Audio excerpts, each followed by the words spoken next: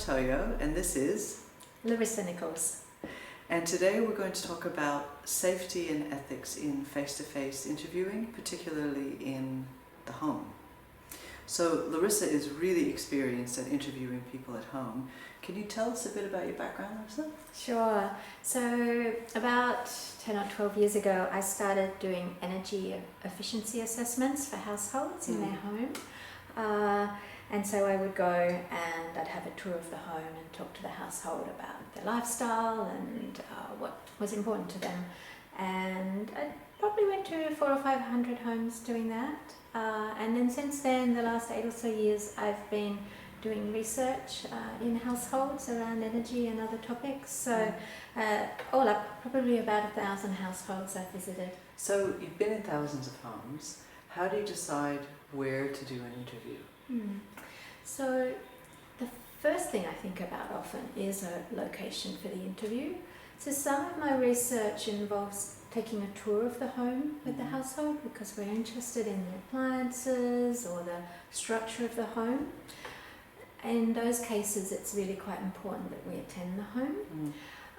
In other cases, the home and what's there is relevant, but it's also not essential that we attend the home. And so, if at all possible, it is better to be able to be flexible about the location of the interview. So that might be because the participant isn't comfortable about you coming to the home, and it would be a shame to exclude them from your project simply because they're not so comfortable with that aspect. Generally, the interviews happen at home, but more than happy to do it elsewhere if that's what they would prefer. And so then if that's what they indicate, we would then go through a process of finding a location in that area. So cafes sometimes work, but they can be too busy and too noisy. A library can be a good place, but that would often need a call beforehand to check that there's a room available. Part of the consideration for choosing a location that's not at home is to find a place that the participant won't be overheard by others if they're potentially going to be discussing subjects that are somewhat private or uncomfortable.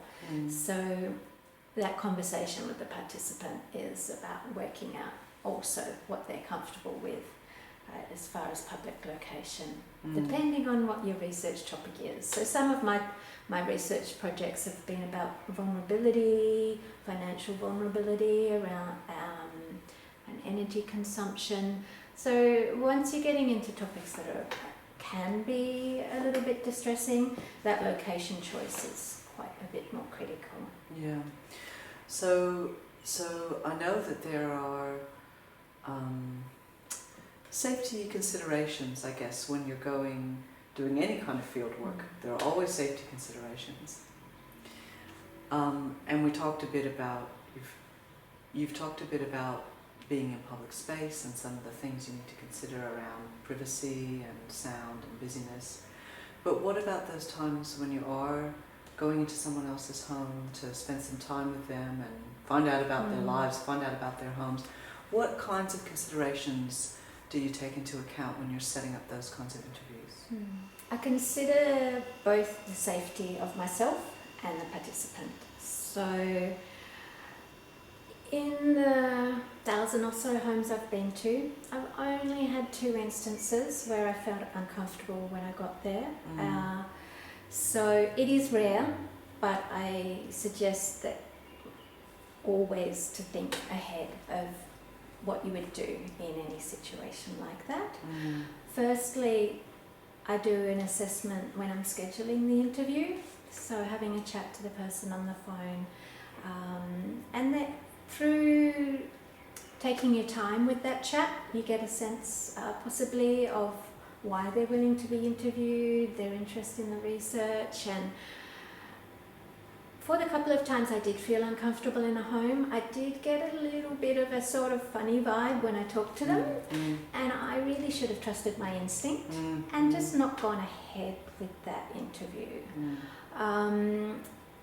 There is a tendency once we get into projects to really want to just get all the interviews done. But I would suggest it's much better to sort of put yourself and the participant first ahead of the research. So those very rare times when you have found yourself in an uncomfortable position, or you felt that it was time to wrap things up, how did you kind of manage that practically? I always make sure that I've got my bag nearby, so if I've sat down to talk to someone, it's good to have that nearby, to have your keys and your phone on your body. In that case, if you really did need to leave quickly, you'd have the things you really needed. Of course, I sort of had to leave that quickly ever, but it is completely fine if you feel a bit uncomfortable, just to say to the participant, and I've done this, okay, I think we've covered what we needed to cover today, and thanks so much for your time, and we really value your input into the research, and you just go, and that's putting yourself first. But there's also, in that process, while you're thinking about your own safety, also thinking about how the participant's going with your presence there. So this is this ongoing encounter in a home where you might be assessing whether the person's frail or tired, whether they need to sort of wind up sooner than you had planned. You might not have covered all your questions, but if they might be experiencing discomfort, then ethically it's much better to finish up early and leave. This brings us to this notion of ethics and of consent being an ongoing, kind of emerging, ongoingly negotiated aspect of any research project. It's not like somebody signs a consent form and then away you go, you can do whatever you like.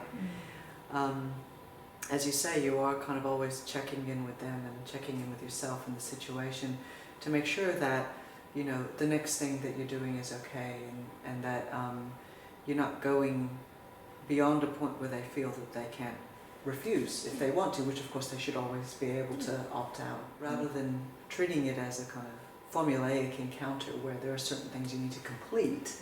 Instead, it's about an ongoing, emergent sort of interaction. I'll try to convey that to them at the start when you're going through the consent form and things like that. I'll let them know that there's a range of questions and none of them are compulsory, that if there's any questions that they feel a bit uncomfortable about, just let me know, we can just skip on to the next one. And that if they might have children in the home that they need to attend to at times through the interview, so let them know up front that that's fine, that they can take a break to do the other things they need to do.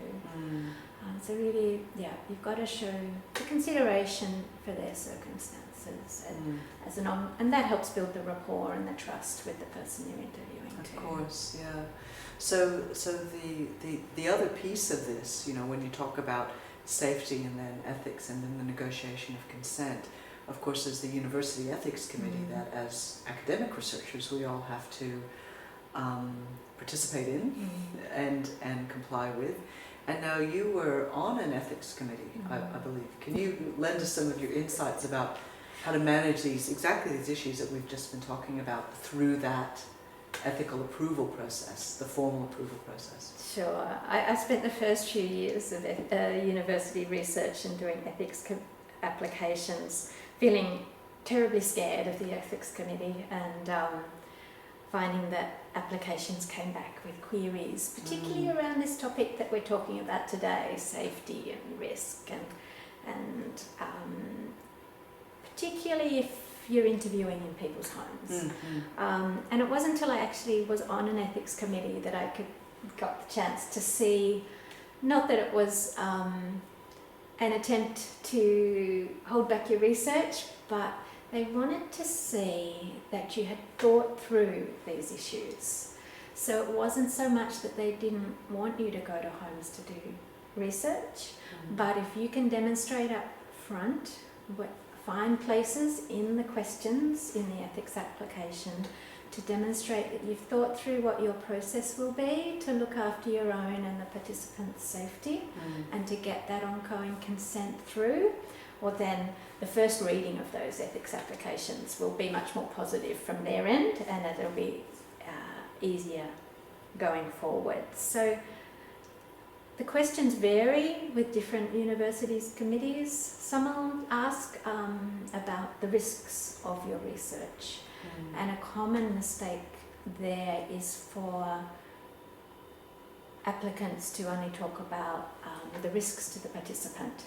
So what we've talked here about is quite a bit about the potential risk to the researcher safety. Yeah. So outlining what those risks are, and not in detail, but what your plan is to minimise those risks. So things like, one thing we do is to have a schedule of what households we're going to, what their names are, what their address is, what their phone number is, and to share that with another trusted researcher who will be sort of your buddy for that day. And you ring when you arrive, and you text or ring when you've finished, so they know that you're safely out of that home. And if they didn't hear from you, they'd give you a call. They might call your partner because you might just have forgotten to check in. Yeah, which happens. So you get home and so they can call them instead. So it's not so much the exact details of those protocols that matter, but having a protocol to reassure them that you've thought through this. So thank you, Larissa. That's been a really interesting chat about safety for researcher and participants in the home, how to think about the kinds of settings where you might do interviews, and how to bring that through into ethical approval processes in the university. I mean, my overall impression is that there's a strong sense of ethics being something that's not just ticked off, but that is part of how you think about your research and how you think about it as a relational encounter where you're always negotiating consent and people can come in and out of the research as they like. Thank you.